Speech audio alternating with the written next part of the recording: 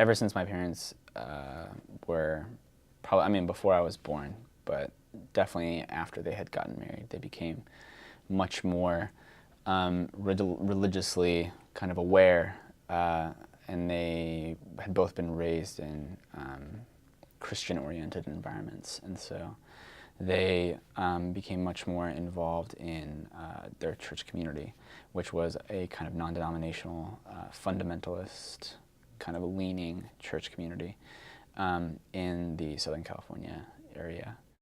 In the community that I grew up in, there was always an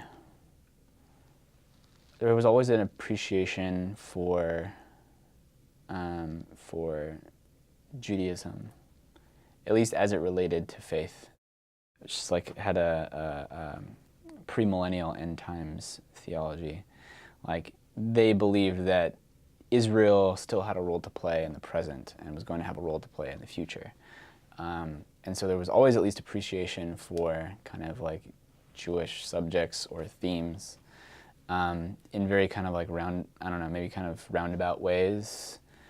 And, you know, if you take the ideology to its extreme end, I think it gets kind of problematic. But it definitely was less foreign, perhaps, than if I wanted to study, you know, Hinduism or something like that, for sure, or like Buddhism or something like that. I think the big thing for my parents, though, was just the general critical study of religion and critical study of the Bible, like historical criticism. That was something for them that was very,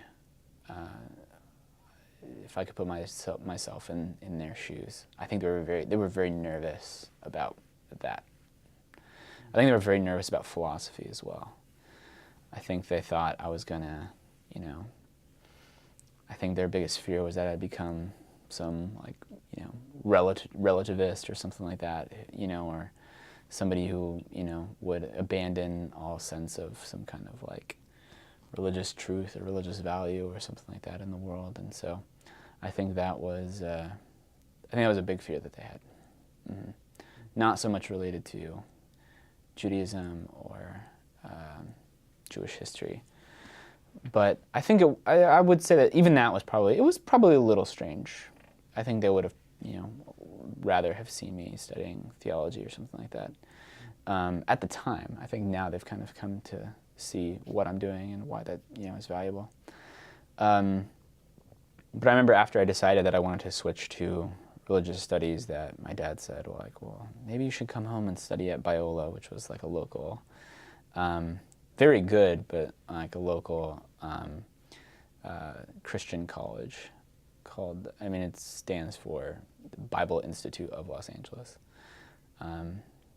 It's actually a really good school, but that was what they, you know, that was kind of their alternative to me doing secular study. And I told them, no, I think I like it here, and I like what I'm studying here. And they were okay with that, and they were patient, and they were willing to hear me out on a lot of different things. And